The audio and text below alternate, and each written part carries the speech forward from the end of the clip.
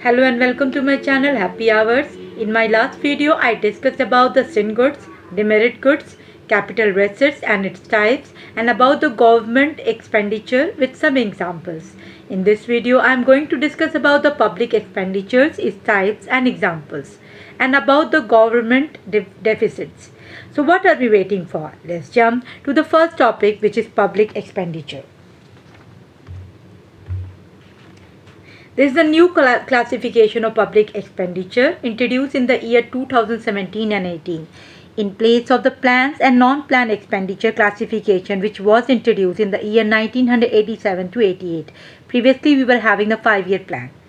There are two broad classifications. First is scheme expenditure and the second one is non-scheme expenditure. Under the scheme expenditure, we are having two more classification which are centrally sponsored schemes and the central sector schemes. The non-scheme expenditure is all other expenditures like defense and other things. Now let us understand what is the centrally sponsored schemes. These schemes are those schemes which are implemented by the state government but sponsored by the central government with defined shareholding. So all the rules are basically made by the center. They are again trifurcated into three parts. First is the core of the core scheme, second is the core scheme, and the third and last one is the optional schemes. These divisions are as per recommendation of the subgroup of the Niti Aayog chaired by Mr. Shivraj Singh Chauhan, who was previously the Chief Minister of Madhya Pradesh. Overall, there are 28 schemes, and previously it was 67. States should make their own scheme, and finance will be granted accordingly. This was the new rule according to this Niti Aayog committee. Now let us understand what is the central sector scheme.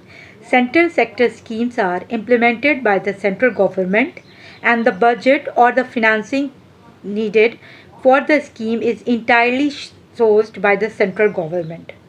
The example for it is Pradhan Mantri Gram Sadak Yojana or Manrega. Whereas when we were discussing about the centrally sponsored scheme, it was example for it was the Pradhan Mantri Kisan Fasal Bima Yojana or Ayushman Bharat Yojana. Now let us discuss about the effective capital expenditure. It is the sum of capital expenditure and grants in aid to the states for the creation of capital states. We can say that it is the money spent by the government on the development of machinery, equipment, building, health facilities, education, etc. It also includes the expenditure incurred on acquiring fixed assets like land and investment by the government that gives profit or dividend in future. Now let us understand about the different types of government deficit. First one is revenue deficit. Total revenue expenditures minus total revenue receipts. In the word we can understand when the government total revenue expenditure exceeds its total revenue receipts, that means the net income is less than the net expenditure, then the revenue deficit occurs. Second one is effective revenue deficit. Here we can understand this revenue deficit minus grants in aid to the states for the creation of capital state. It refers to the difference between the fiscal deficit and grants for the creation of capital assets.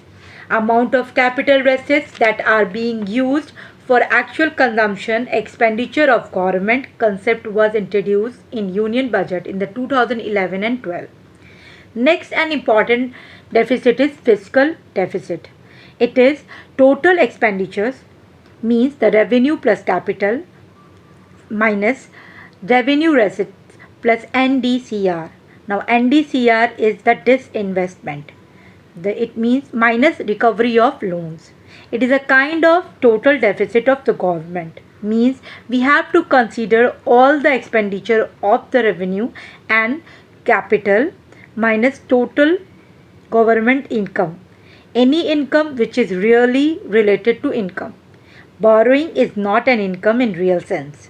Market borrowing is financially tool, not income. And even the public liabilities is also have to return. So this is also not a government income. In the concept of fiscal deficit, which was introduced in India on the recommendation of Sukhmoy Chakraborty Committee, the budgetary process of Government of India became more transparent after the implementation of concept of fiscal deficit. Before this concept, the concept of budget deficit was being used to measure the total deficit of the government. Because of this concept, the right fiscal position of the government could not be assessed. So we can say in a conclusion that fiscal deficit is more transparent in compared to the budget deficit. Now let us understand what we were talking about is the budget deficit. It is the total expenditure means the revenue plus capital minus total receipts, which is the revenue plus capital. So nothing is being removed. Even the market borrowing is considered as income. And here we are also including the public liabilities.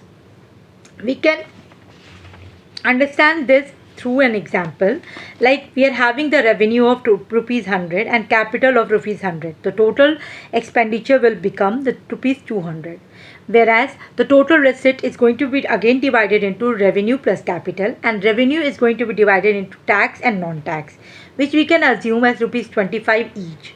Now the capital is divided into four parts. First is disinvestment, second is recovery of loan, third is the market borrowing, and the other one is last one is other liabilities, which we are going to divide as 25 25 and 50 50 each. The fiscal deficit equal to 200, which is the total expenditure minus the tax plus non-tax plus disinvestment and plus the recovery of loan, which is rupees 200 minus 100. So the fiscal deficit will become 100, whereas when we are going to understand the budget deficit, that will become the 200 minus the tax plus non-tax plus disinvestment plus the recovery of loan plus the market borrowing plus the other liability, means everything is going to be included here. So it will be 200 minus 200, which is 0. So they are going to show that we are having no deficit at all. We are not understanding the real deficit, and public will understand that the government is running very nicely and smoothly, and there is a manipulation. By this we can understand the budget deficit is also called the monetized deficit because it translates into extra money supply in the economy. Whenever sometimes it is recommended to increase the budget deficit to increase the growth or raise the development, or and for the government, for that government cannot ask the other country for the borrowing, for more borrowing. Then what they are going to do, they are going to ask the central bank to provide more money, and by this the budget deficit is going to increase, and this is going to increase the monetization of currency. In India present, the policy of zero budget deficit is being followed. Thus, we can say that the demonetizing of deficit does not take place till now. Now, this is being balanced, this budget deficit is being balanced with the help of other liabilities, what the government is borrowing from the citizens. Now, let us understand the next concept, that is the primary deficit. The primary deficit is the difference in between the fiscal deficit and the interest payment of the previous year. It indicates how much the government requires to borrow for purpose other than interest payment. High deficits indicate that inability of the government to manage the economy. So we can reduce many things, but you cannot reduce the interest payment because it is on the liabilities from the citizen. Now let us understand the next very important concept, that is the fiscal responsibility and budget management. It was passed in the year 2003 and implemented in July 2004. It was based on the Graham-Rudman-Holling Act. Now let us understand what is FRBM, or the Fiscal Responsibility and Budget Management. It stands as the cornerstone of fiscal policy in many countries, aimed at ensuring prudent management and sustainable economic growth, enacted to address concerns regarding the fiscal deficit and public debt. The FRBM Act provides a framework for the government to manage its finances responsibility. Typically, it sets targets for reducing fiscal deficit, controlling government borrowings, and managing expenditures efficiently by imposing discipline on fiscal policy. The FRBM Act aims to promote macroeconomic stability, encourage investor confidence, and create an environment conducive to long term economic prosperity. So, we can say by this, the government is taking control on the fiscal responsibility, and the budget management is also under control by this. Now, there are, apart from various other things, this act provides the following important objectives. It is going to remove the revenue deficit by the year 2008 and 2008. It was being the target of this policy. And the other thing was that to bring the level of fiscal deficit to 3% of GDP by the year 2008 and 2009. It was a target, but it was not able to get achieved, as we used the fiscal stimulus to save the Indian economy from the US recession from the year 2007 to 2009.